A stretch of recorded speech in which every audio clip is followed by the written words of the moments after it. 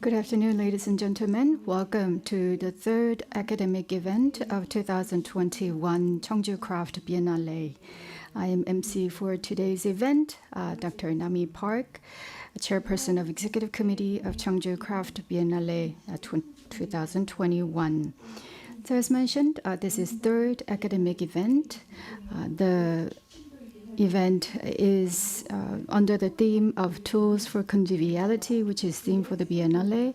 And we're going to have a deeper look into the theme of Tool of Conviviality and try to create a synergy effect between exhibition and academic endeavor.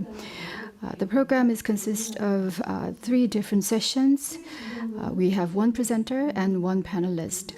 3 sessions are under the themes of conviviality caring, and craft values sharing, and craft cities regeneration. We're going to have 8 different speakers from home and abroad. All the presentations are pre-recorded, and for 3 days from 28th to 30th of September, the presentations and discussions will be disclosed on the Cheongju Craft Biennale website and our YouTube.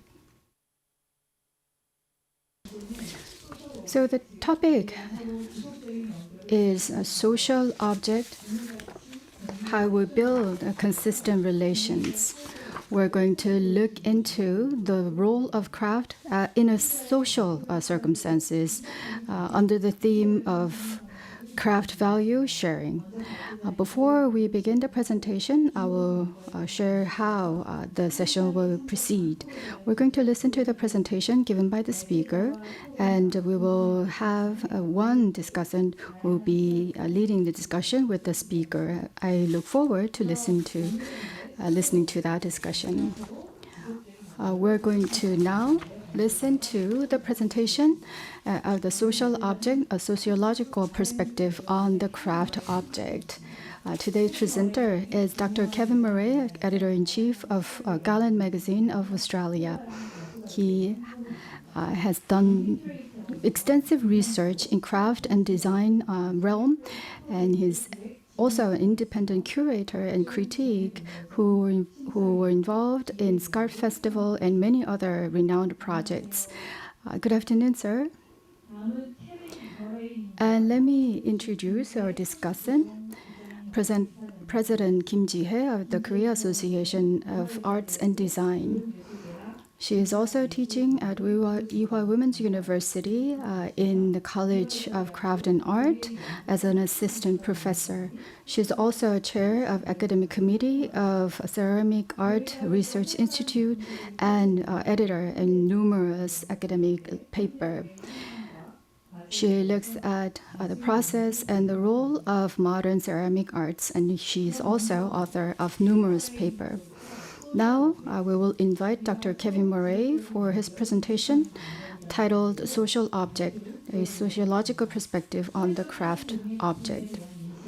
On the basis of the perception of craft as a social object, we will be able to learn about the value of craft and sharing.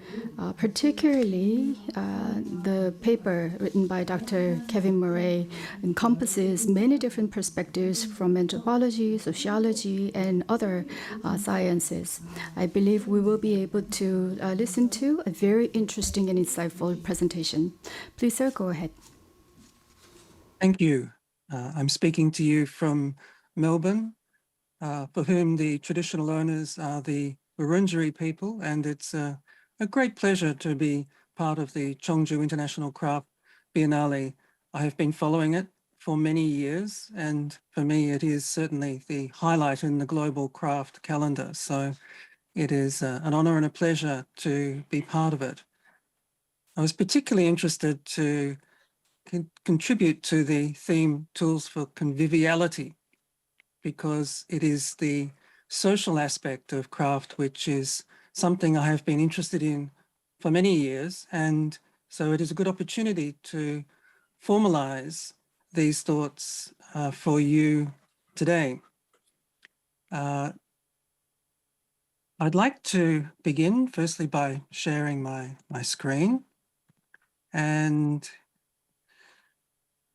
then to go to a particular Korean tradition.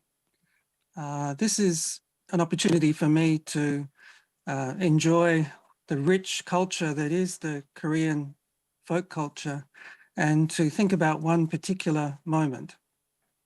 And please excuse my pronunciation. As part of the Korean wedding tradition, the groom makes a journey, chohang, to the bride's home. He is accompanied by a male attendant called guruk abi, which means father of the goose, who carries a wooden goose painted in black lacquer, wrapped in a red cloth. On entering the main gate of the bride's home, they perform the ritual of goose presentation, jonalya. The groom kneels in front of a small table and the attendant hands him the goose, which he then places on the table before bowing and prostrating himself. The bride's mother then gathers the goose in her skirt and throws it into the room where the bride is sitting. If it lies on the floor, they will have a daughter. If it stands, a son. The goose is considered an auspicious symbol of fidelity. The wooden version, koroji, becomes a means of making a wedding vow. It's just one example of countless many where handmade objects underpin the bonds between people. We're particularly aware of this in the many objects that are associated with traditional cultures such as amulets, crowns, ex-votives, medals, and heirlooms. The philosopher Byung-Chul Han writes, "Objects stabilize human life insofar as they give it a continuity."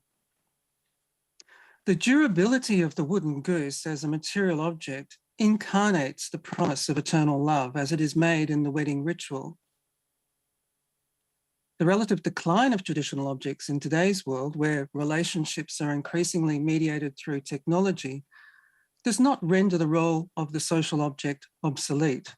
I argue for the presence of the objects that play a similar role to this wooden goose in the more diverse realm of the crafted object today. To find these, we need to reconnect our understanding of contemporary craft practice back to its anthropological base. The social turn has been the subject of much discussion in the visual arts. The initial framework provided by relational aesthetics has led to heated debate about the role of participation in art, whether it is a goal in itself or a potential compromise of artistic truth. Now we're beginning to see this path explored in craft theory. In Art in the Making, Adamson and Brian Wilson consider the social and political dimension of craft production. We have considered making as a social, not just a technical process. Theirs was a focus on the processes behind the scenes in craft production. This paper explores the social turn in craft from the other end of the production chain, its use. With a focus on alternative uses of the handmade object, we will explore social and customary functions that differentiate craft from the condition of modern art. This involves first identifying the studio model on which modern craft is based. According to this framework, individual artists make unique works that are sold in galleries. In this process, creative expression results in a commodity being exchanged in the market. It can be argued that today alternative models are emerging for craft practice. This is partly based on changes to patterns of consumption, as technology has enabled new immaterial forms of exchange, such as digital images in social media. The project of being a consumer is less about the hoarding of things, such as a music CD collection, and more about connecting with a shared library, such as Spotify music streaming service. According to Sasson, we are witnessing a decline in the manufacturing sector and a rise in the service sector. This dematerialization is happening at the same time that cultures in the South are reintroducing customary forms of exchange in which objects are valued more as gifts than possessions. The value of objects is thus more determined by the social relations facilitated by the exchange rather than an abstract market value. To take cognizance of this development, it is useful to look to the social sciences, particularly anthropology, for an understanding of how handmade objects can be valued for their use in connecting people together. So what is a sociological perspective on craft? There are certainly many political perspectives. In the late 19th century, William Morris framed the arts and crafts movement in terms of a broad socialist struggle. In the late 20th century, feminism has been invoked when attempting to revalue domestic crafts. But while the political dimension of craft has been analysed, particularly in opposition to industrial and patriarchal social structures, there has been less focus on the sociological understanding of the role of objects in social relations. What we might call the social object figured in the birth of sociology through Durkheim's notion of the totem. For Durkheim, the totem functioned as an emblem of the clan and can be seen as the origin of religion. This understanding developed into the more abstract interest in kinship systems by Levi-Strauss. An alternative direction emerged in the work of Marcel Mauss, which considered the relational value of the object as gift. We see a contemporary take of this in the analysis of debt by David Graeber. He writes about the way objects such as adornment play an important role as visible social currencies.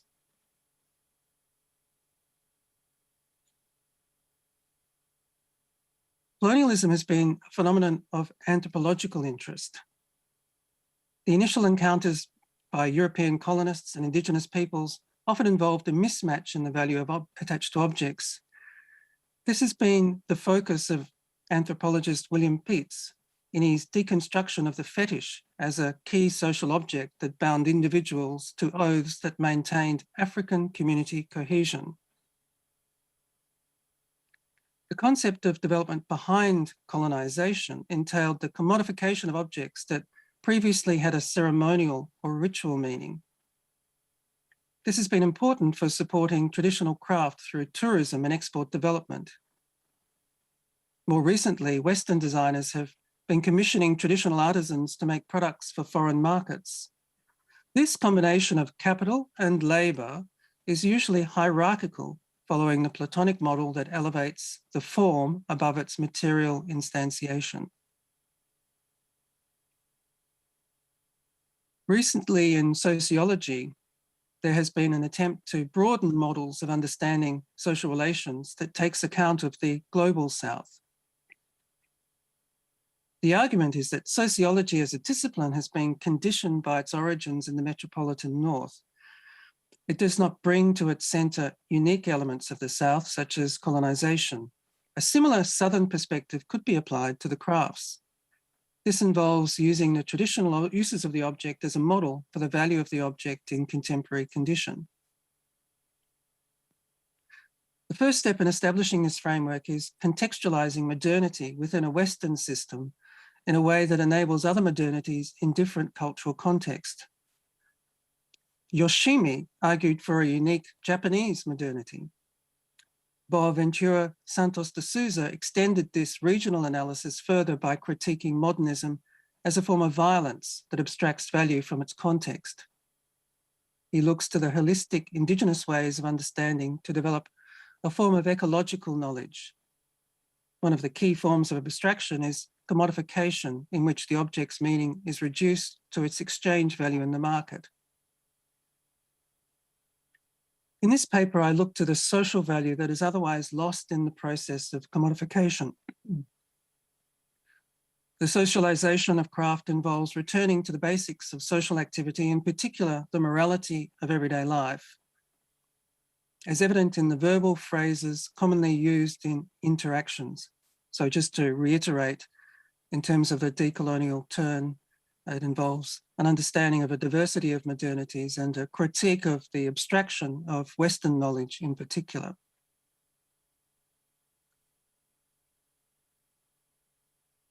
The socialization of craft, as I'm explaining, involves returning to the basics of social activity, in particular the morality of everyday life as evident in the verbal phrases commonly used in interaction. These phrases can be organized around the business of maintaining social relations through the metaphor of a house. The process of building, maintaining, and repairing habitation offer a formal framework for walking through the range of social objects developed in a variety of needs.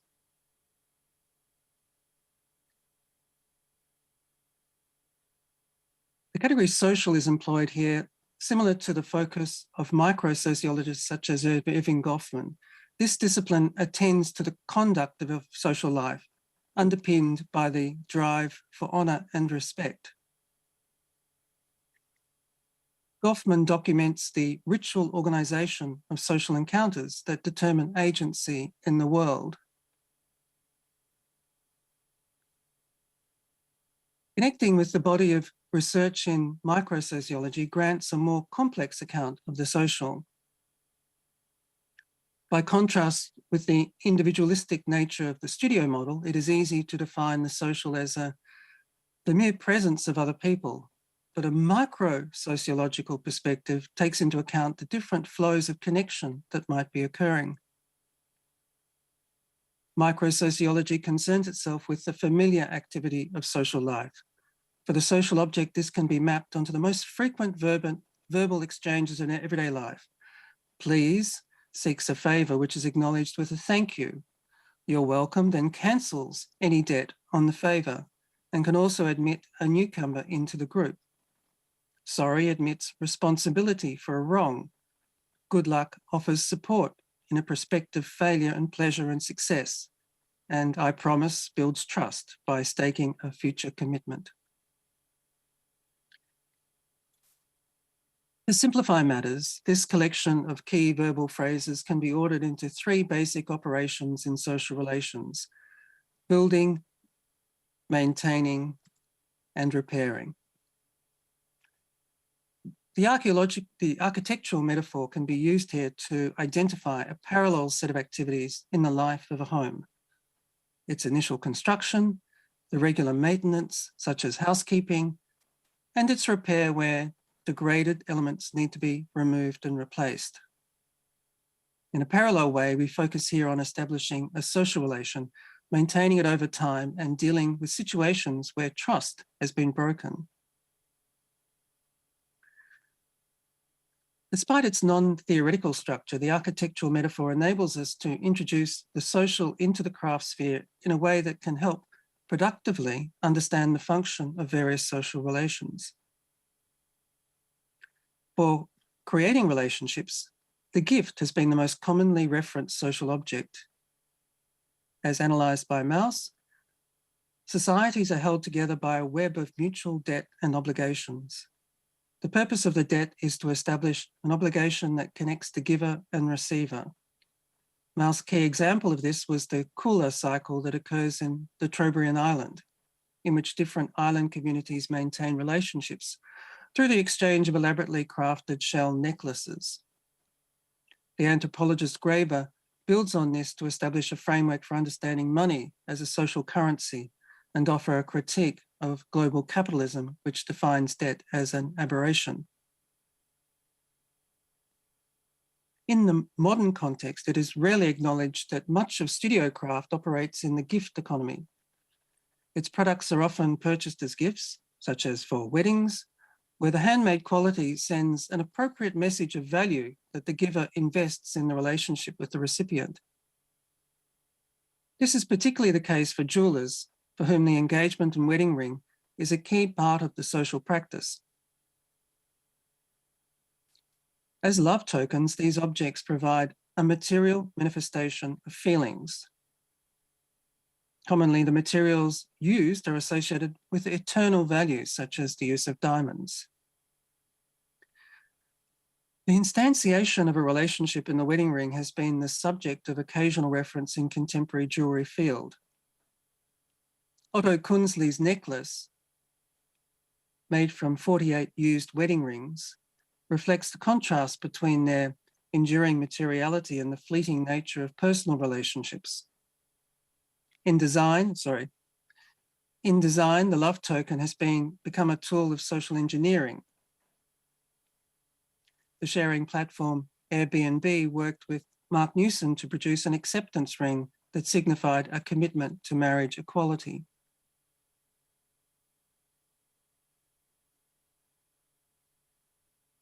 I might just take a break from images for a while. The promise can be seen as a foundational act of sociality. Arendt identifies two basic modalities that form the human condition: to promise and to forgive. The promise offers an island of certainty in a sea of unpredictability, around which social structures can be built. On the other hand, forgiveness offers a means of adapting to changed circumstances when the promises are no longer relevant. The challenge of building trust is a key function of arts and letters. And this is according to Arendt. We may trace it back to the Roman legal system, the inviolability of agreements and treatises, as we may see its discoverer in Abraham, the man from Ur, whose whole story, as the Bible tells it, shows that such a passionate drive towards making covenants that it is as though he departed from his country for no other reason than to try out the power of mutual promise in the wilderness of the world. Besides legal codes, the core texts of mythology and religion often uphold the sacred nature of the promise. In Hinduism, the catalyst for the main narrative of the Ramayana was the promise by a king to allow his wife to choose his successor, which leads to the obvious candidate, Rama, being overlooked. The worth of a hero like Rama is judged by how he can keep his word despite the negative consequences. The various covenants or promises that feature in Judaism reflect agreements between God and the chosen people, such as the covenant with Noah, which interprets the rainbow as a pledge from God not to flood the earth again. And in the Islamic religion, the 16th surah, called An-Nahl of the Quran, emphasizes the importance to Allah of keeping promises. Beyond the legal system and everyday social life, promises are marked by rituals. The most common is a verbal action beginning with the words, "I promise." Sometimes a witness can be invoked to underpin this, such as God is my witness, or "I swear on my mother's grave." Such verbal formulae mark off certain statements from the stream of social dialogue that is otherwise non-binding. There are also some non-verbal actions that accompany the promise statement, such as putting one's hand on one's heart or looking at the recipient in the eye. Handshaking afterwards can seal the understanding. And here we go back to the screen.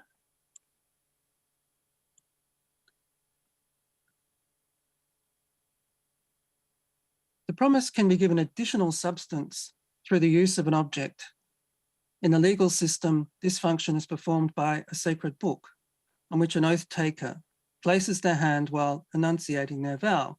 For the most powerful global position of the President of the United States, the choice of Bibles on which to take their oath of office is often significant. So there was much written about the recent President Biden's Bible, which goes back to 1870.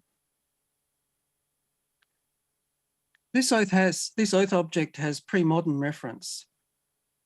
The fetish that was the object of so much attention by European anthropologists was the primary function had the primary function as a truth-telling device. Research by Peets has revealed that the concept of the fetish arose during the process of colonization of sub-Saharan Africa, when European colonists attempted to break up traditional systems of exchange in order to link these societies to Western capitalist markets. Modern capitalism is based on the freedom of objects to be bought and sold. However, traditional objects such as fetishes, or in our case, like the use of the Bible here, were imbued with a sacred power that could not be converted into economic value.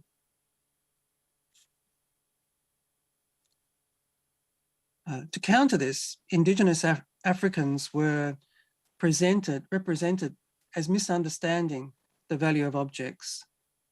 On the one hand, they would overestimate the value of trifles and trinkets such as nails and beads offered by the colonizers, and on the other, they would imbue their customary objects with a childish magical power.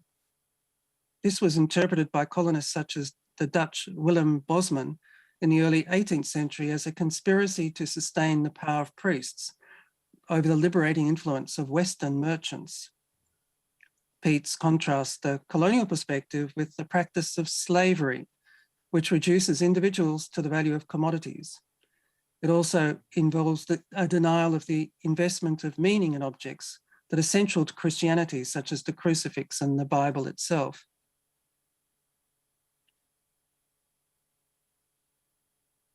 The more authentic meaning of the fetish is identified by Peets as a truth-telling device used in the administration of justice. The belief that this object has the power to punish lies with illness was bound up in a cosmological system that gave common meaning to the world. In this regard, it is identical to the legal function of the Bible in Western culture.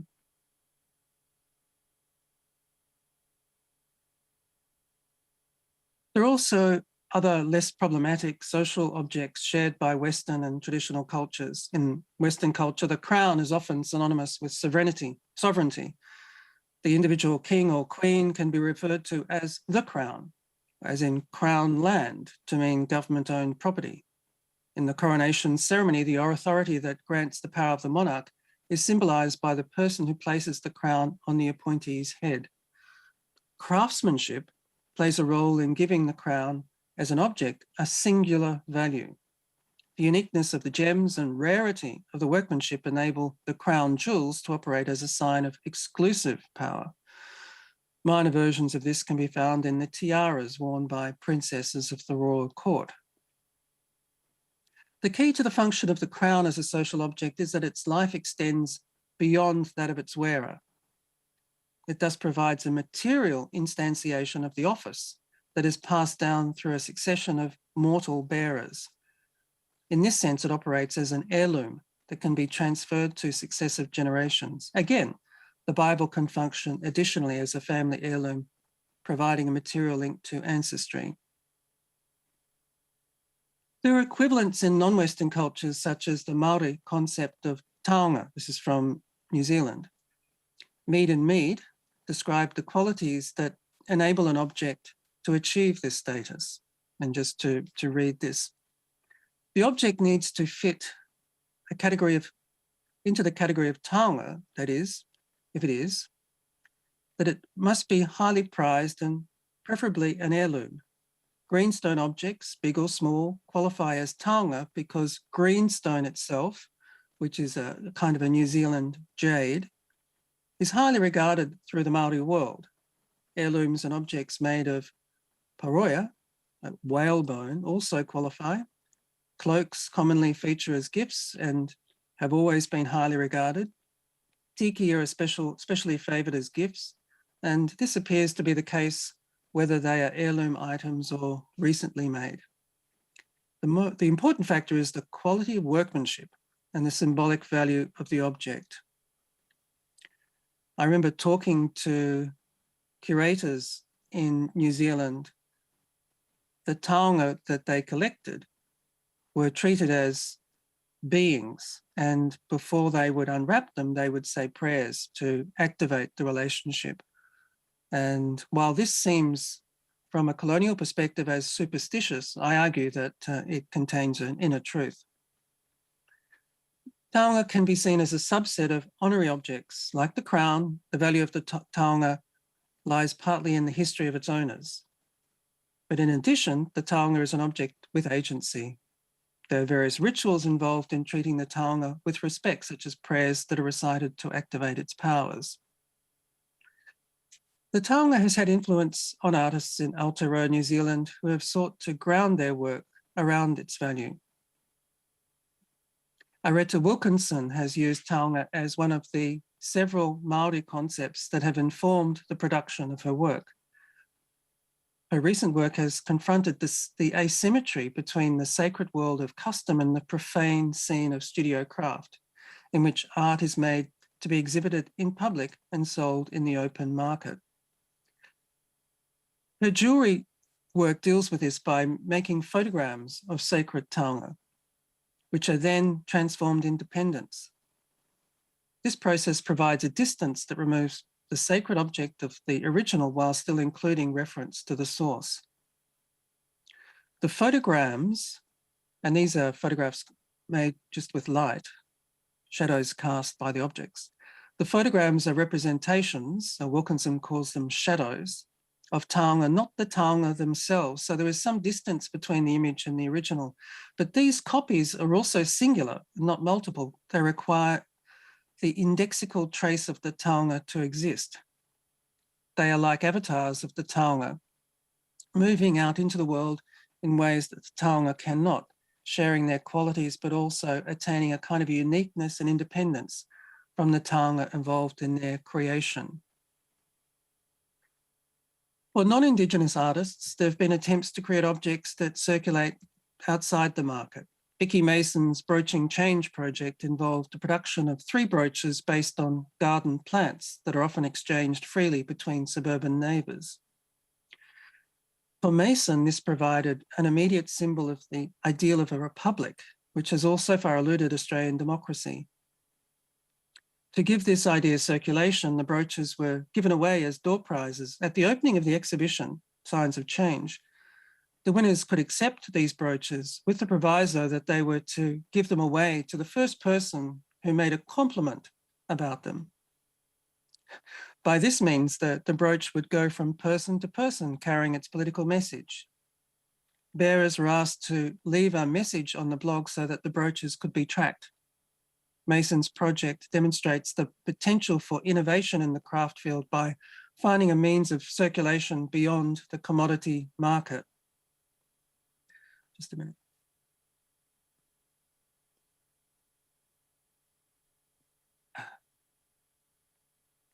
In most cases, the material durability of the social object counters the unstable nature of the social relations between people. But there are occasions when the ephemerality of the object is a virtue. And I just briefly say that that's one of the reasons why we chose the garland as the emblem of the magazine, because it's made of organic substances that will decay.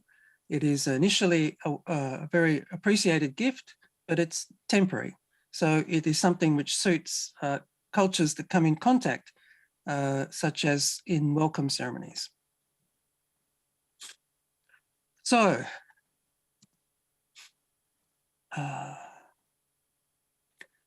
maintaining relations.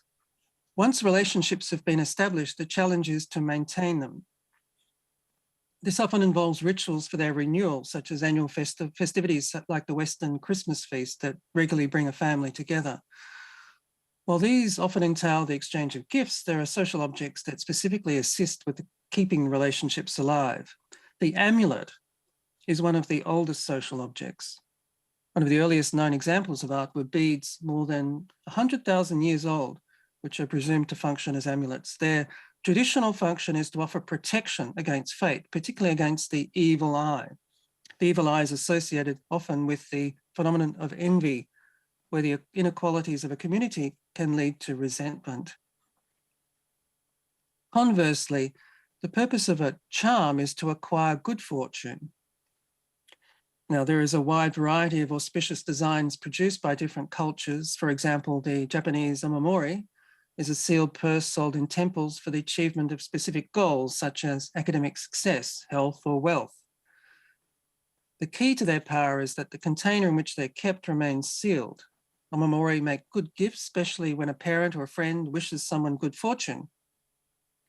Maintaining this object by keeping it sealed is a sign of respect for this gift. Sometimes it can be returned and recycled, with another sealed object arriving in its place. As a gift, the charm offers a sign of support that is retained on the body, despite the absence of the donor. This can be important during forced absences, such as travel. And I just wanted to briefly mention this project, which was part of a touring exhibition that I curated called Viva of modern amulets. And this was Studio Walker from Chile.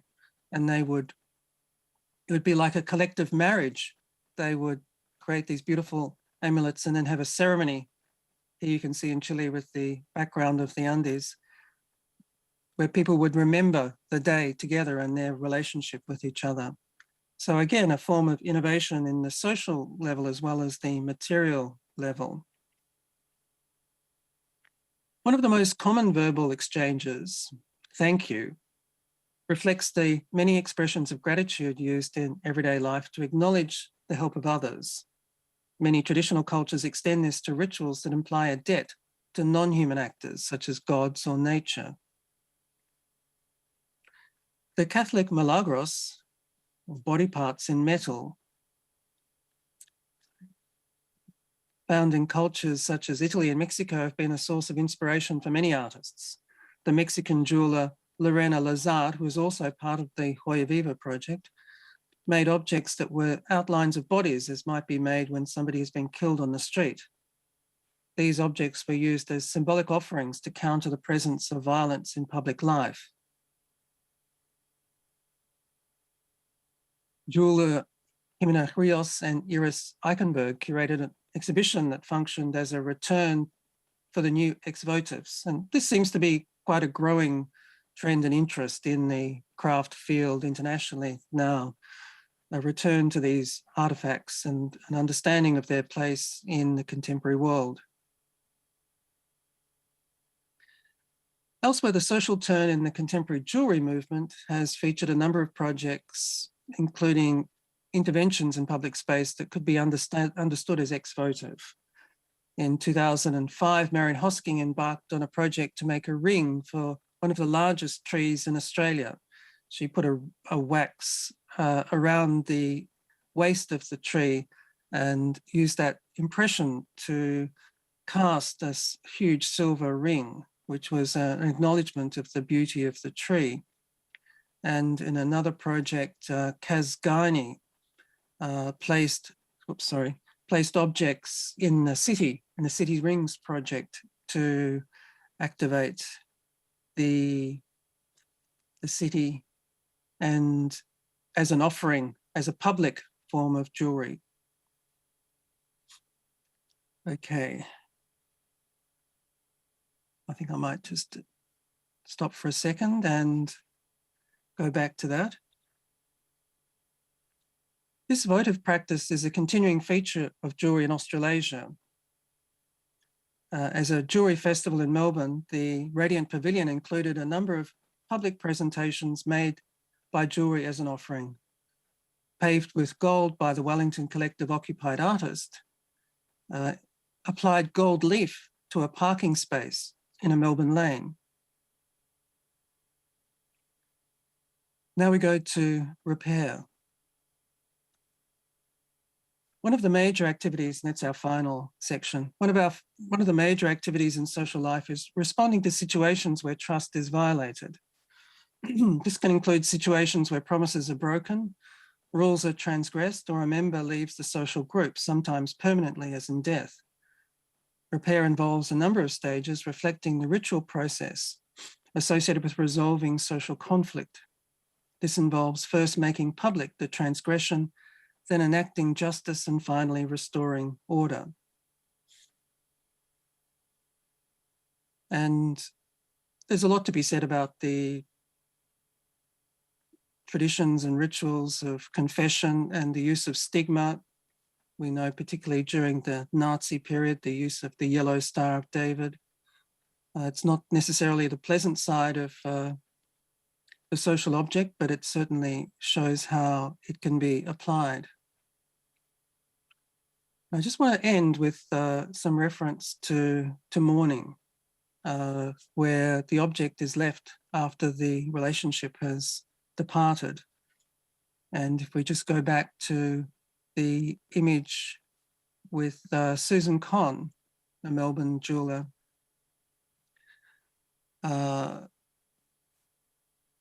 Kon's later exhibition on death objects included jewelry specifically for the deceased person. One example was a body tag to be placed on the toe, which acknowledged a secret that the person was taking to the grave. As with many of Kon's exhibitions, this is a speculative project that points to a potential design. By implication, it exposes absences in the less meaningful modern practices of adornment.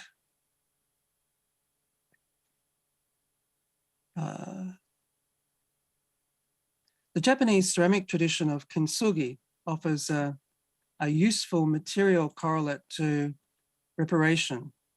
Here, the broken vessel is repaired with gold leaf, making a virtue of the breaks. Ceramic work produced by Yoko Ono combined the Konsugi technique with writing that depicted particular shattering events in her life. The implication is that the breaking and repairing of the cups was a ritual for dealing with their impact on the life of the artist, particularly, most publicly, the loss of her husband, John Lennon.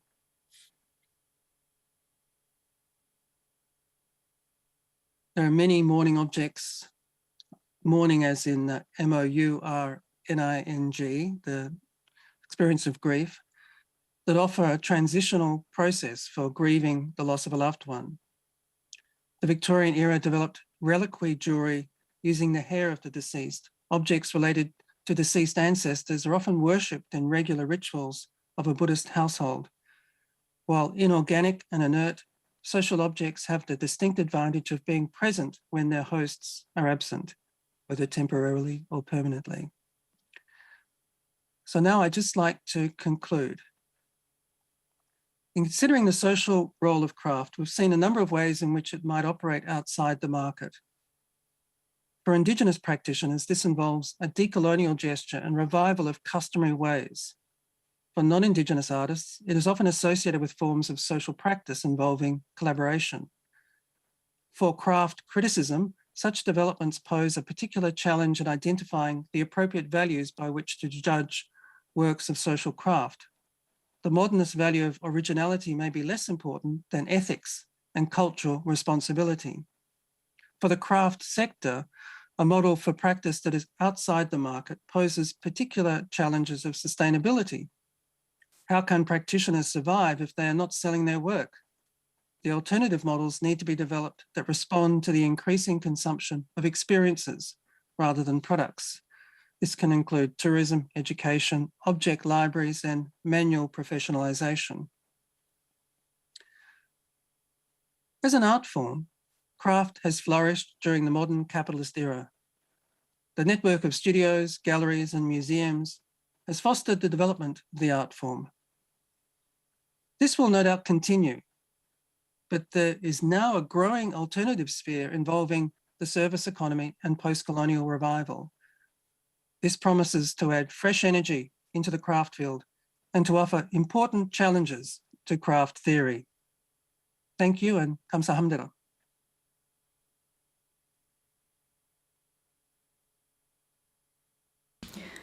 Yes, thank you, Dr. Kevin Murray, for the wonderful presentation. In fact, the social object, how we forge durable connections with each other, the theme or the presentation departs from a physical existence of the object or craft. We expand the perspective to social relations and the value, the social value of communal value the craft has. So it merits our attention at this time point more than ever.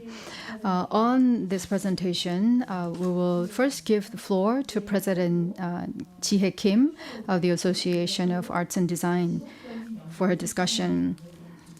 So we're now going to have one-on-one discussion with Dr. Kim on the topic of how we forge durable connections with each other. Yes, good afternoon. I read your paper with great interest. It was very broad scope and presented a lot of different perspectives. You talked mainly about the social return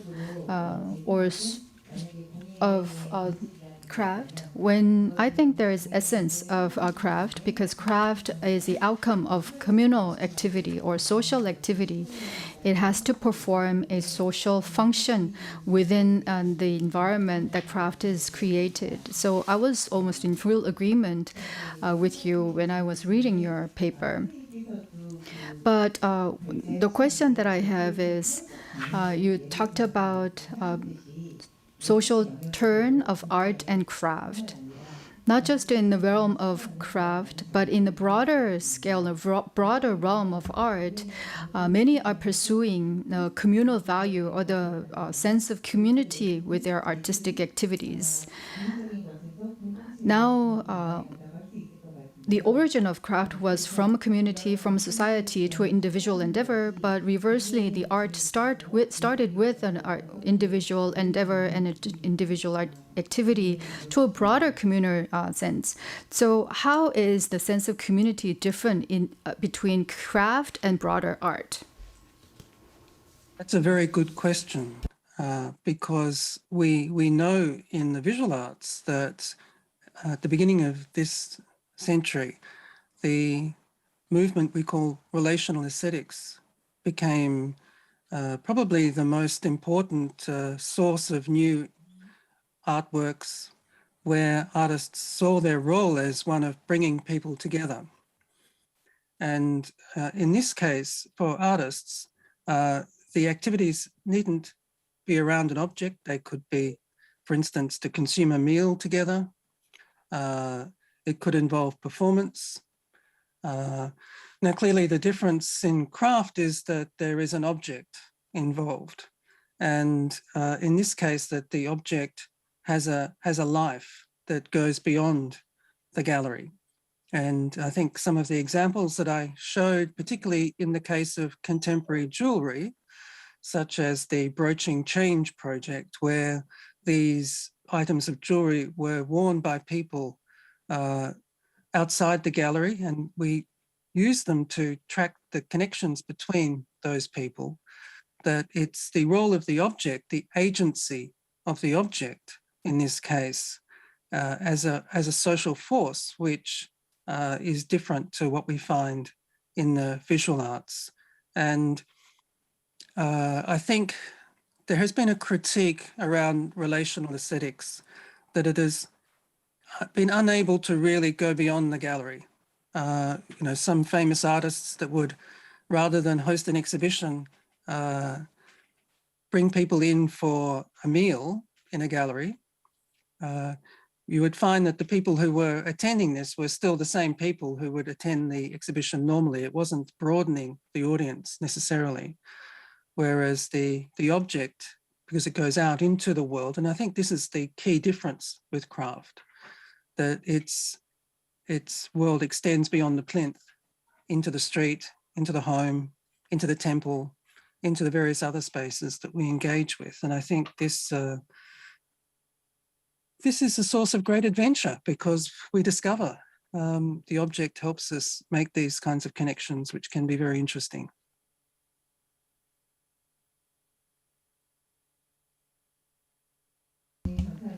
Yes, thank you very much. I will move on to my second question. When you were explaining craft as a social object or social objet, you talked about building and maintaining and repairing relationship, and you used that metaphor of house and relationship and reflected that to craft. It was very interesting. And you also talked about to regain social value of craft that was lost during the course of capitalism and colonization. You mentioned how it is paramount to understand the expanded realm of space inside society where craft can act its role. Craft can show its function or value. So I'm also in full agreement on that as well. So can you cite some specific examples where examples of alternative a craft person or artist can take to pursue decolonization recovery. And in extension to that, you mentioned as one of the alternative artists can take a collaboration or cooperation with viewers or spectators or other participants. But nowadays, it's cooperative work or co-development has become kind of a fashion or a fad. So sometimes we become a little bit skeptical. Is that truly a collaboration? Is it just a patchwork of two distinct works that creates just one final outcome? So what are the things that we have to be cautious and guard ourselves against in pursuing this collaborative? Another very good question. With Garland Magazine, many of the stories that we feature include Indigenous craftspeople who go back to the museum where they find an artifact from their culture, which belongs to another era, time far away where people knew how to make those objects. And so usually they're involved in postgraduate programs, master's or PhD, and their project is to understand how that object was made and to rediscover the skills involved in making it so that they can continue to be made again today. So the object can be brought back to life, not just as a physical thing, but as knowledge. And I think this is a kind of a craft renaissance that we see across the wider world at the moment involved in this. And I think it's a magical movement that offers great sense of revival, of connection. And but you're right to be wary of the short term in these sorts of projects. One of my concerns is that because they're tied to postgraduate theses, that once the thesis is completed successfully, then the project is over. And so the connection to the community doesn't last. Whereas what I've been, what has inspired me really to be involved in the crafts are those makers, those craftspeople who've sustained connections to communities over long periods of time. And this has occurred particularly in the case, say, of villages in India, where makers in other countries have gone there regularly to collaborate in the production, like embroidery and fashion or making of ceramics. And there's a mutual long-term benefit in this process that's very clear. And they become friends, and there's a connection between cultures that's quite real in this case. And that's the precious. So what I'm trying to do with Garland Magazine is to provide a non-academic context to supplement the universities so that those who do make these sorts of gestures of reviving traditional forms have a way of understanding it in the longer term beyond the kind of academic cycle of publication and so on. Now, I'm really pleased that as we speak, I think the most, apart from the Cheongju International Craft Biennale, the second most important craft event has just started in Western Australia, the Indian Ocean Craft Triennial. And this is an event which focuses particularly on the votive, on the offering, and includes the ritualized object from countries in South Asia, Africa, Southeast Asia, Middle East, as well as Australia. And this promises in a long term a way of gathering that energy. But the dilemma they have is that the work is all shown in the gallery. And the gallery, you do certain things in a gallery, you probably just look. You don't touch, you don't share, you don't pass an object around. And many of these objects come out of contexts where the object is carried in a procession. So people leave a temple, and I'm sure this happens in different ways in Korea, for instance, but people leave a temple and they carry the object or the sculpture, the deity, around the community as a ritual that marks a festivity, a holy day. And I think the challenge for us is to expand the gallery to include these kinds of events where the object can be on the street in real life, and to give this credit, because to an extent our understanding of what art is what we see in a gallery, whereas I think art can be much more than that, particularly in the way in which it performs this kind of social function.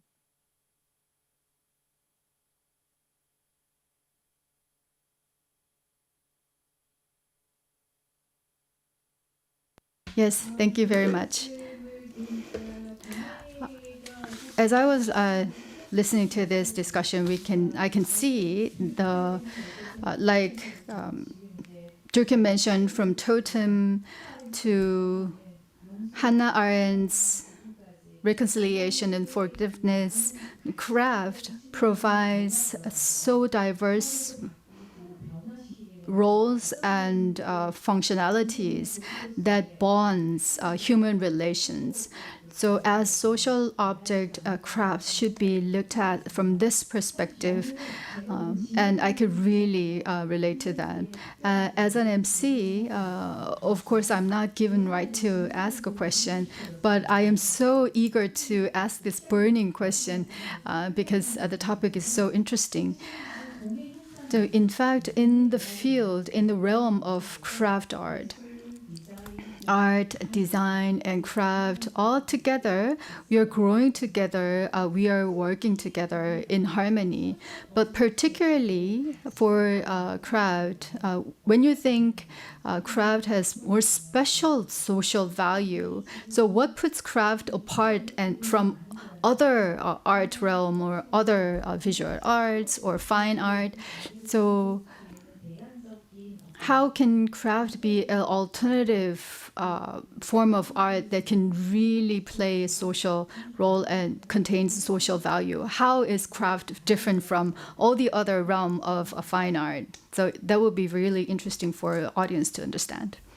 Well, thank you. This is just the question I was hoping you would ask, because I think I want to emphasize something very special about craft, which is the fact that it's made by hand.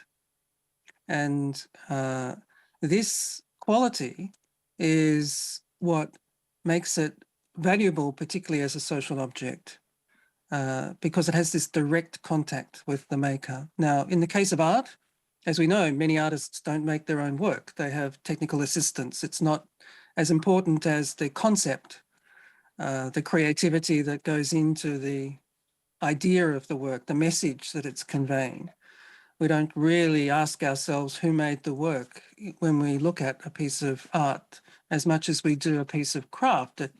It's about the skill of the maker, and it's particularly about the care that they put into that object.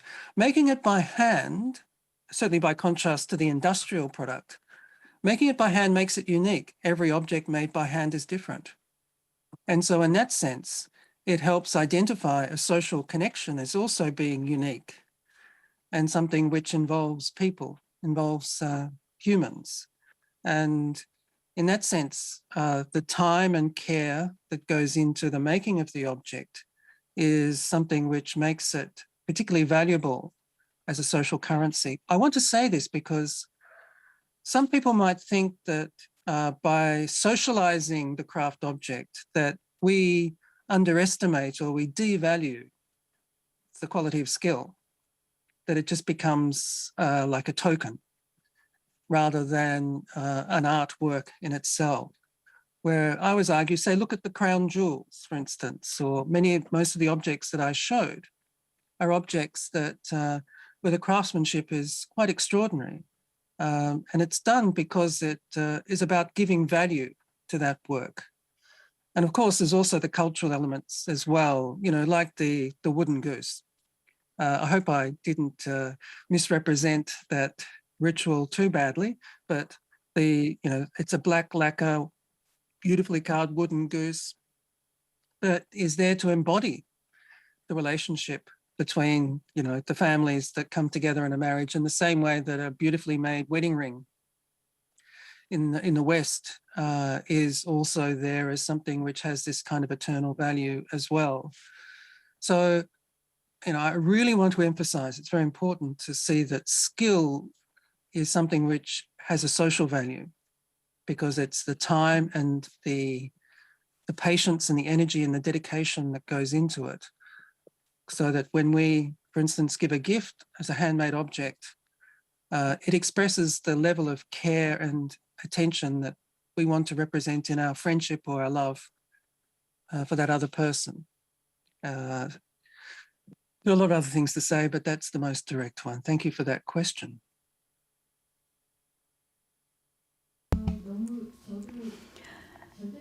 Yes, I absolutely agree to what you just said. So the meaning of social object, so the significance carried by social objects are well summarized and emphasized by you just now. I'm very grateful. And within the scope of social object, there are many different topics and perspectives. And you arrived back at the value of interpersonal or human relations and the time and effort that we pay to build and sustain and repair that relation. So I'm so appreciative of the talk that you gave and the conversation that we have. I wish I had more time. But in the course of listening to the discussion between you and Dr. Kim, I benefited so much. So today we listened to the presentation of the social object, how we forge durable connections with each other. And I think the audience will also would benefit a lot from the presentation. Thank you very much. And we will now close the social object, how we forge durable connections with each other, the second session of Cheongju Craft Biennale. Thank you for